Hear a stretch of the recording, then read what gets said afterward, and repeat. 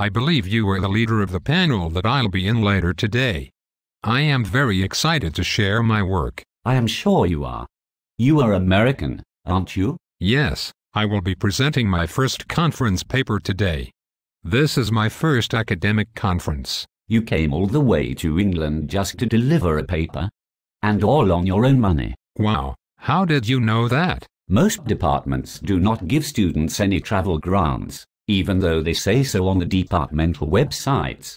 It is very rare to be given anything for a conference, yet lowly master's students such as yourself must attend them to boost their CVS. How did you know I was a master's student? The master's students are more desperate to travel and spend their whole teaching assistant stipend just to attend a pointless conference so that they can boost their CVS and at least get into generic state university to pursue a PhD where they will still have to spend their own money to attend conferences. Yes, I know how important conferences are.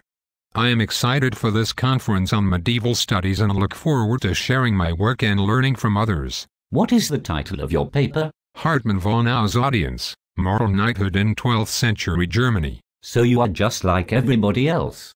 You will be reading a paper on an esoteric subject that nobody besides yourself knows anything about. Nobody knows what anybody talks about, and this will not change 6 hours later, when you're still listening to 20-minute presentations and wondering what the hell the point of life is. I have been told that conferences are intellectually stimulating. Conferences are a waste of time for the students and a petty way for the head cheeses to stroke their own egos.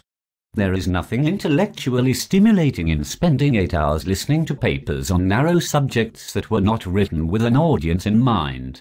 Most of the students are concerned with sounding as erudite as possible, at the expense of their peers' attention spans. I am very interested in 12th century medieval Germany. I am sure you are. However, your peers will know little to nothing about your interest. I am the leader of our panel and I know hardly anything about that. Do you know anything about 13th century saints' lives written in France?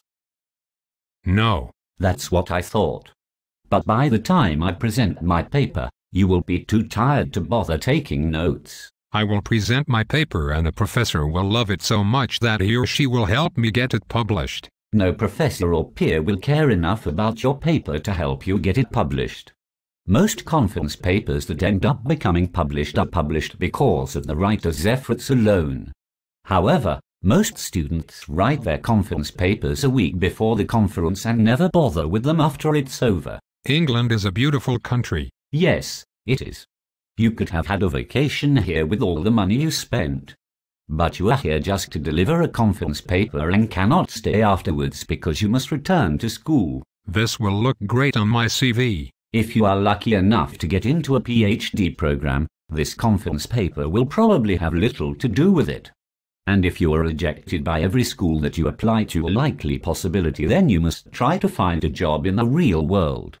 However, no employer outside of academia will care about any conference paper that you've presented. I am very excited for this conference. Yes, I am sure you are. Now excuse me, I must find the student whose paper is titled Inherent Cultural Discourse, the Static Diaspora of Irish Woman in Partisan Ulster Cycle Interpretations, and ask what the hell she will actually be talking about.